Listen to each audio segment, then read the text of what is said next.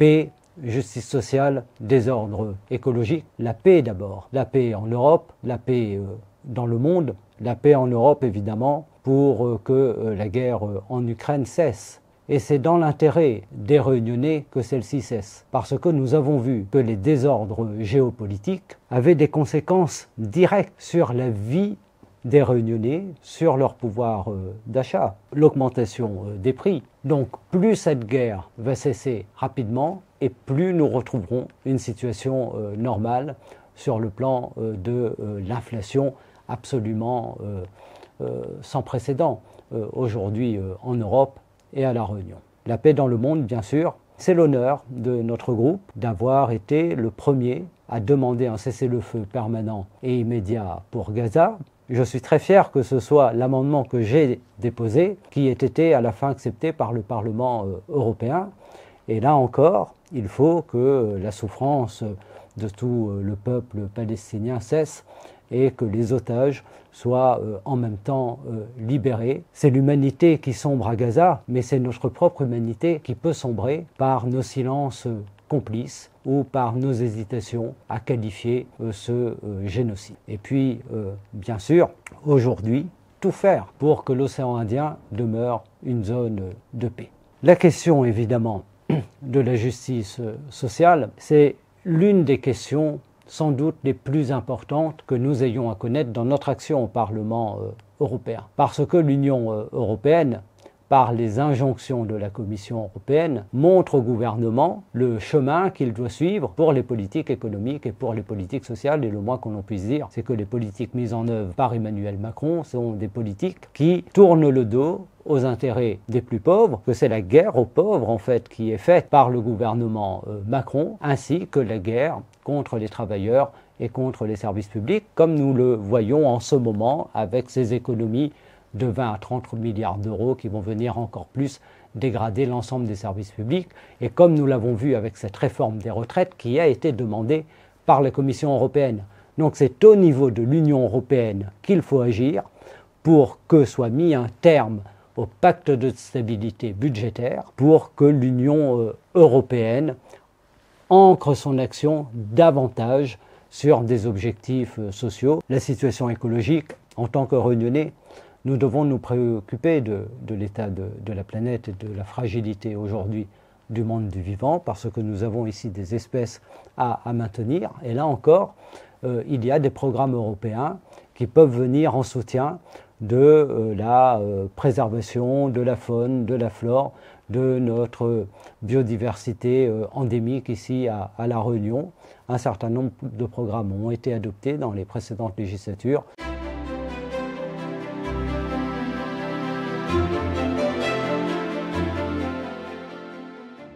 D'abord, la campagne électorale doit être un moment de vérité, un moment de clarification. Et quand on se part de toutes les vertus morales, il ne faut pas mentir. La réalité, c'est qu'aucun parti ne gouverne seul l'Europe. Mais vous avez une coalition entre les libéraux et les socialistes depuis 30 ans. Et les socialistes européens, les libéraux, supportent Ursula von der Leyen. Dans la Commission européenne aujourd'hui, le commissaire à l'économie, c'est Paolo Gentiloni, un Italien. Et c'est lui, un Italien socialiste, qui mène la campagne des socialistes en Europe avec Raphaël Glucksmann. Et c'est à lui qu'on doit le retour du pacte de stabilité budgétaire. Je ne comprends pas comment on peut dire vouloir réveiller l'Europe quand tous les commissaires socialistes se sont endormis pendant 5 ans. J'ai eu pendant 5 ans beaucoup plus de pouvoir d'action que le candidat que vous avez cité dans mes responsabilités de président de la Commission du développement régional. Pendant qu'il faisait de grands discours sur l'Ukraine, je suis celui qui a favorisé, qui a organisé, qui a permis l'accueil des réfugiés ukrainiens. Pendant que les autres faisaient des grands discours, je suis celui qui a permis que soit mis en place tout un plan pour venir en aide aux familles les plus vulnérables pendant la pandémie du Covid-19 ainsi qu'aux petites entreprises. C'est la commission que je préside qui l'a permis. Pendant que les autres font des grands discours sur les RUP quand ils viennent en vacances ou en campagne à l'île de La Réunion, je suis celui qui a permis un programme exceptionnel, en plus de tous les fonds que nous avons, de 300 millions, précisément pour des investissements urgents dans les communes. J'ai inauguré une piscine à Saint-Pierre, j'ai vu que c'est ce que nous avions décidé dans des réunions très techniques à Bruxelles qui se concrétise aujourd'hui sur le terrain, et c'est vrai à Saint-André, et c'est vrai à Saint-Joseph, et c'est vrai dans toutes les communes, au-delà des clivages partisans. C'est le mérite du Guet-de-Bello d'avoir fait cette répartition. Je veux dire que les candidats qui sont venus, qui ont découvert les Outre-mer, qui disent qu'ils vont agir demain dans le Parlement européen, mais pourquoi feraient-ils demain ce qu'ils n'ont pas fait hier? Pendant 5 ans, ils ont été d'aucun des combats que j'ai portés pour les Outre-mer, concernant l'agriculture, concernant la pêche, concernant les fonds européens, concernant la lutte contre le chômage des jeunes. Dans les rues, ils étaient absents. En réalité, ce n'est pas leur priorité. Les Réunionnais ne sont jamais mieux servis que par eux-mêmes. Et s'il n'y a pas un Réunionnais dans le Parlement européen qui travaille et qui ramène les sujets sur la défense des intérêts de la Réunion, on ne peut pas compter sur les autres pour le faire, parce que les autres, ils sont intéressés par d'autres questions, d'autres priorités. C'est le cœur de leur action. Le cœur de mon action, c'est les Outre-mer et la Réunion.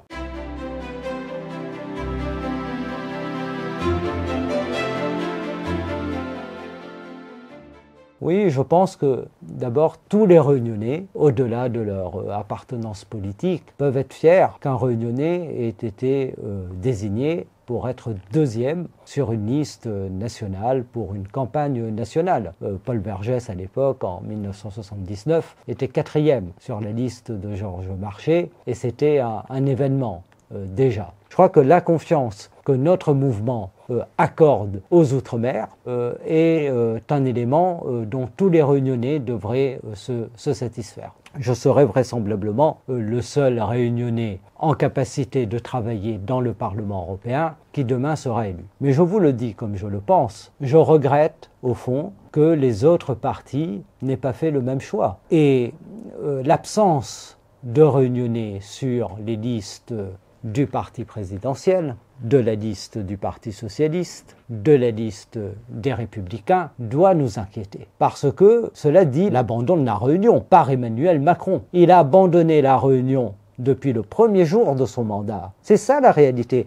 Les gens se posent la question, mais pourquoi Emmanuel Macron est à ce point détesté des Réunionnais? Il est détesté des Réunionnais parce qu'il a abandonné la Réunion. Et aujourd'hui, il abandonne en rase campagne son député européen qu'il ne remplace pas par un autre Réunionnais non plus. Ça veut dire que ce n'est pas une priorité pour eux, et ce n'est pas non plus une priorité pour des partis de gouvernement qui ont exercé les plus hautes responsabilités en France, Parti socialiste et Républicains, qui n'ont pas fait figurer un Réunionnais et pas même un ultramarin en position éligible. Et c'est pourquoi aujourd'hui, il faut unir les voix sur la seule liste, Aubry-Omarjee, en capacité d'envoyer au Parlement européen un Réunionnais qui va continuer à travailler. Et ce bulletin permet aussi de dire notre colère contre Emmanuel Macron. Donc on fait coup double, en même temps on fait utile avec un député réunionnais qui va travailler dans le Parlement européen, contrairement aux députés du Rassemblement national avec lesquels personne ne veut travailler, qui ne pourra rien faire pour la Réunion. Et en même temps, avec le bulletin Aubry-Omarjee, vous avez face à vous des opposants déterminés au gouvernement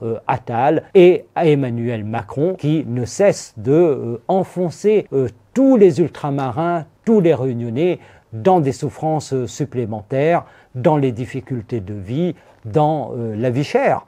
Et nous préparons ainsi le changement pour réaugmenter les salaires, pour donner aux gens la possibilité de vivre dignement.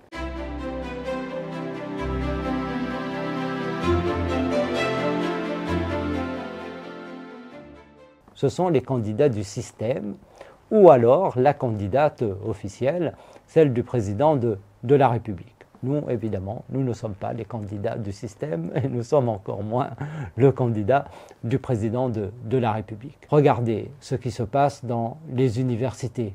Regardez l'inquiétude de beaucoup de Français au fur et à mesure qu'avance cette campagne sur la mise en cause aujourd'hui des libertés politiques et individuelles en France. Observez la colère contre le président de la République. Ce scrutin est un scrutin intermédiaire avant la présidentielle. Et je crois que les Français observent également les qualités de notre tête de liste, Manon Aubry, les qualités de l'équipe sortante qui a fait du travail dans le Parlement européen. Et je suis certain que nous allons vers un score qui est bien au-dessus de ce que disent les sondages. Donc nous sommes dans une dynamique, et une dynamique positive, contrairement aux commentaires des éditorialistes. Je veux dire que pour la Réunion, en 2014, le score que j'ai réalisé était de 25%. Je suis sorti en tête dans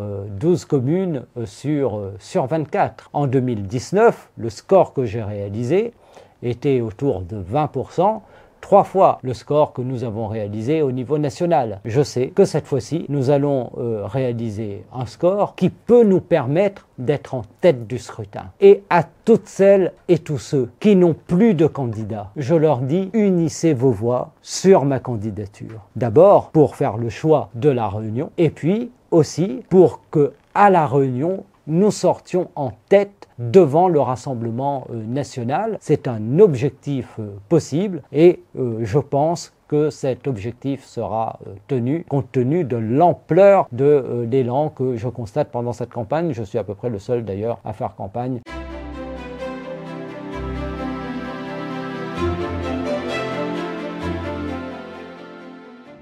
Là encore, il faut dire les choses comme elles sont. On prend les Français pour des imbéciles, parce que le pacte vert qui a été proposé par Ursula von der Leyen n'a pas grand-chose de vert, mais il a le goût et l'odeur de l'argent. Et c'est du greenwashing. Et en rien, il ne va régler à la hauteur des problèmes en matière de maintien du monde du vivant, de la biodiversité et de lutte contre le changement climatique.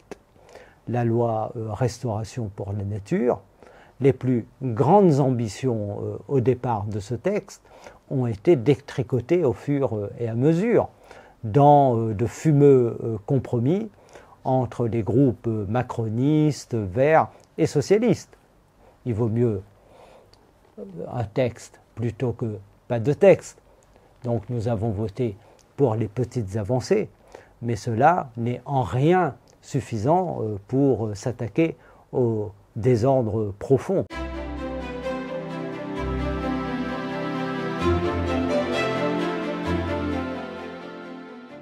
On ne peut pas laisser les mensonges être dits sans pouvoir faire en sorte qu'ils soient démentis. Et vous avez des candidats, M. Glucksmann par exemple, qui est venu à la Réunion et qui a dit un certain nombre de choses qui ne correspondent pas à la réalité. Et je dis à celles et ceux qui ont apporté leur soutien à Raphaël Glucksmann qu'ils ont préféré faire le choix de la boutique politique plutôt que de l'intérêt de la Réunion. L'intérêt de la Réunion, c'est évidemment d'élire un réunionnais dans le Parlement européen pour amplifier l'action en faveur de notre région. Je le dis à Erika Barège, qui est un soutien de Raphaël Glucksmann. Évidemment, je comprends sa loyauté avec son parti, mais Erika Barège sait très bien ce dont Saint-Denis, la plus grande ville d'outre-mer, peut bénéficier de l'action importante qui a été la mienne pour l'ensemble des communes des outre-mer. Et que demain, dans le Parlement européen, il va y avoir des enjeux sur les collectivités des Outre-mer, et ce ne sera pas M. Glucksmann, et pas même un député européen venant des Outre-mer socialistes, puisqu'il n'est pas sur les listes, il n'y en a pas, qui fera ce travail. Et demain, elle a appelé à voter Glucksmann, mais c'est avec moi qu'elle va travailler. Et c'est vers moi qu'elle va se tourner, puisque M. Glucksmann ne sera pas intéressé ni aux manettes pour travailler pour les Outre-mer. Donc c'est un moment de clarification concernant M. Bardella. D'abord, je note qu'il a désigné Mme Klein-Brasier. Je crois que c'est le quota de Jean-Marie Le Pen sur cette liste. Et que les militants du Rassemblement national avaient fait un autre choix. Bon, je crois qu'il y a un peu de colère du côté des militants du Rassemblement national. Mais là encore, dans le Parlement européen, le Rassemblement national a toujours fait des choix contre les plus pauvres. Et mon collègue Jean-Hugues Rathenau dont je suis honoré du soutien, pourra vous dire qu'à l'Assemblée nationale, le Rassemblement national a voté contre la hausse des salaires. Donc, toutes celles et tous ceux qui sont en colère, je leur dis que leur colère, quand elle s'exprime avec un vote pour le Rassemblement national, en réalité, il renforce Macron. Il renforce Macron parce que dans le Parlement européen, le Rassemblement national, c'est l'opposition zéro, puisqu'ils ne sont pas là, ils ne travaillent pas. Et puis, concernant la Réunion, ils ne font strictement rien. Ils sont absents de tous les combats. Donc c'est un vote qui est perdu.